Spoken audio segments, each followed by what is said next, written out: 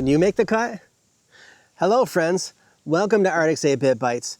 If you're into AV engineering, programming, or anything tech related, you're in the right place. Today I want to talk about something that changed my life, and that's building a career in the audio video world. I stumbled into AV engineering kind of by accident, and it turned into a career that I really enjoy. Every day I'm learning new things, and I'm always presented with new engineering challenges. In this video, I'm going to pull back the curtain a little bit and let's talk about how I got here and how you possibly could too. We'll take a look at some of the different engineering roles, dive into what my day-to-day work actually involves, and explore the kinds of training that's out there that can help you get headed in the right direction. So what is AV engineering really? First, let's define what AV engineering actually is, because it's a surprisingly broad field. We have engineers doing content creation, and that's like audio engineers working in recording studios, and video engineers focused on editing and post-production. Then there's live events. With live events, we have AV engineers that do concert venues and corporate AV, churches and hospitality and hotels, and even being on the road doing live sound and live video production. Beyond that, AV shows up in the construction world, both on the residential side and then on the commercial side. And as for me, I landed on the commercial side of things, mainly specializing in audio, video, and control system programming. So in this video, when I talk about AV engineering, I'm mainly referring to what I do, which is commercial install. I'm on the commercial install side of things. So let's move on and talk a little bit about how I got into the AV world. But first, if you're enjoying this video so far and you'd like to see more AV related content, please click the subscribe button below. Subscribing helps this channel to grow and keeps me motivated to keep making more videos. My accidental entry into AV. So a little bit about me. And here's the crazy part. In high school, AV wasn't even on my radar, but I was a little bit of a hobbyist. I was into computers and programming and photography, and then I got into music. Music led me into multi-track audio and recording, and this was just as digital audio recording was starting to enter the scene, and this allowed me then to move on to live sound. Back then, the only way that you could learn about such things was either by buying a bunch of equipment and experimenting yourself, maybe finding a book at the local Barnes & Noble, or learning it firsthand from someone else really smart. It was incredibly hard to get great firsthand information in the audio video world. I ended up doing a combination of all three. And eventually I was able to get a job where I could learn from other people. And at one of my jobs, there was this amazing engineer that I had the chance to work with. And he taught me a lot about AV networking mainly, and started to teach me a little bit about control system programming. And I got hooked on AV programming at that point because I've always enjoyed computer programming and working with computers. When my next job offer came around, I used that as an opportunity to ask for more training on the control system side. So I got the job, and then off I went to Crestron programming school. Now, going the route that I've been, all I can say is it's always been me wanting more, and quite often I had to use a decent amount of my own personal time to learn some of these things. It was more of a lifestyle change and a commitment to me wanting to learn this stuff than it was the company forcing me to take this training. Now, most companies will probably pay for this training, but I always had to be the one that was motivated enough to go to my boss and ask for it. So here's a little bit of a tricky situation that's worth talking about. And you always have to start at the ground floor, and you always have to get that good foundational AV knowledge. And this applies to even people that have a college degree or not. You still need to start somewhere. And as you start somewhere, you usually have to learn stuff on your own and on your own time. But when the day comes and you realize that you have more to give and your learning is to that point to where you can move on, if you aren't being promoted in your current position and getting some of that extra training, then you might have to hop to another company that will give you bigger opportunities and better training. And I've seen lots of incredibly smart people that got all this training on their own, but they were so pigeonholed into their job or their position at their company, they weren't able to get away from it and move on. So I'm not telling you to quit your job, but If the day comes and you're ready, you got to make the move. Engineering roles in commercial AV. Let's talk about the different engineering roles that you might come across in commercial AV. In larger companies, these roles are often split across specialized departments, but in the smaller shops, you might find one insanely smart person wearing all the hats. That person's designing, programming, testing, commissioning, and probably fixing the office copier and maybe even the coffee machine. At the company I work for, we have several engineers, and we divide out all the jobs, but each engineer performs all of the engineering roles for that job.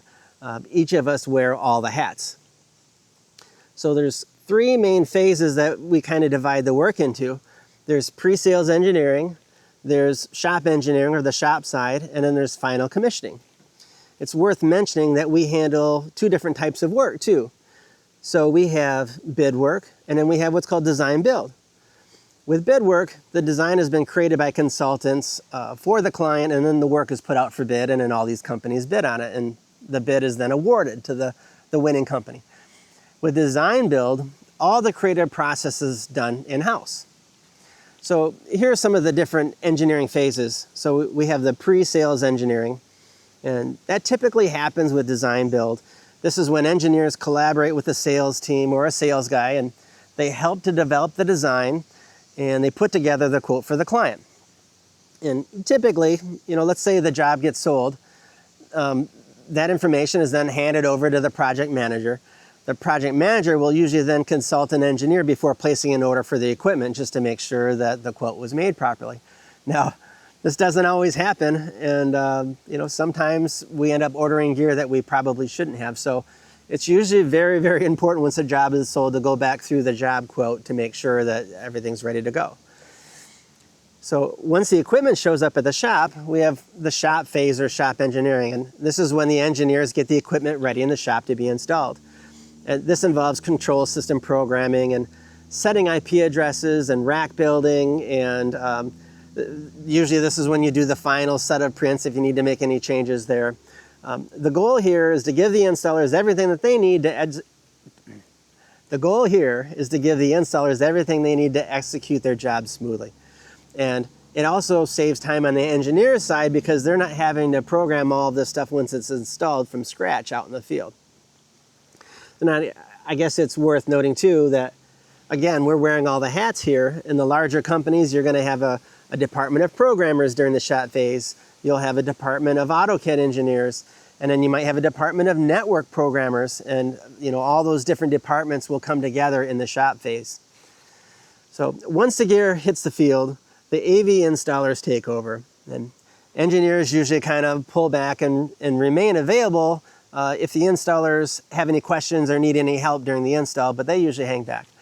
And finally, when the job is nearly complete, usually last couple days of the install with the installer still in sight, or sometimes it's a week, but this is when the commissioning engineer steps in. And this engineer then goes on site and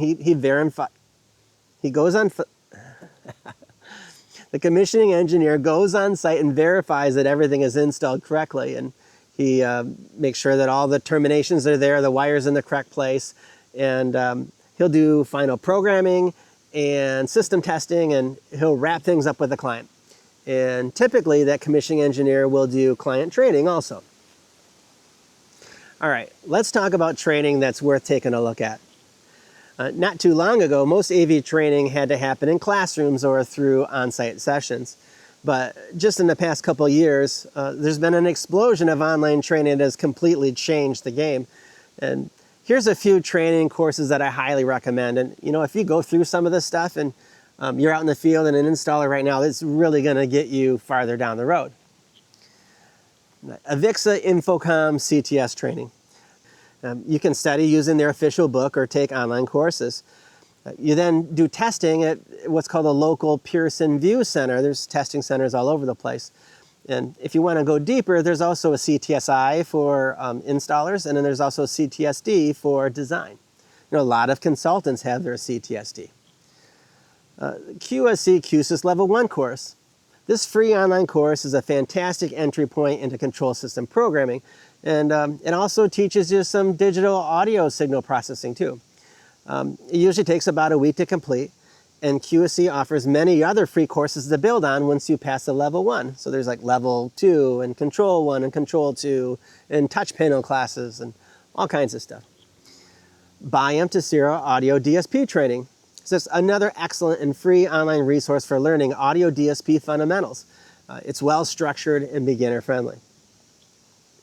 Dante Level 1 and Level 2 certification. Oh boy, Dante is everywhere. I mean, we're not even running analog snakes between soundboards and PA systems anymore. It's a single cat cable, and it's mainly all Dante. Dante is everywhere in modern AV systems. And these courses are free, online, and incredibly useful for understanding digital audio networking. Netgear AV Academy. If you're working with networking and Netgear AV switches, their new training is absolutely awesome. It's a great way to learn about switch configuration and AV over IP fundamentals. All right, some final thoughts, and hey, I have a quote. Training has never been more accessible, and now is the perfect time to dive in and get certified and start making some great AV systems.